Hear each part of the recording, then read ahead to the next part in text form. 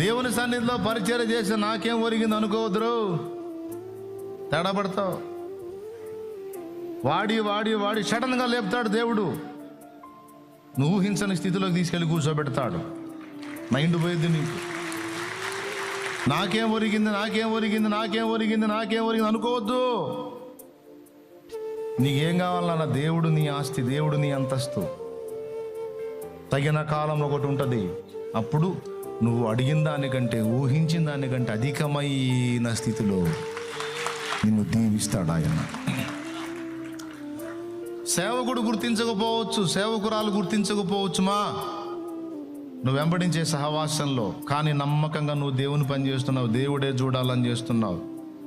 మరి ఎవరు చూస్తారు? ఇక మనుషులకు అర్థం కాకపోయినా దేవునికి తెలుసు కనుక తప్పకుండా ఏ రూట్లోనైనా సరే ఏదో ఒక విధంగా నీకు రావాల్సిన బ్లెస్సింగ్ వచ్చేటట్టు చేస్తాడు ఆయన.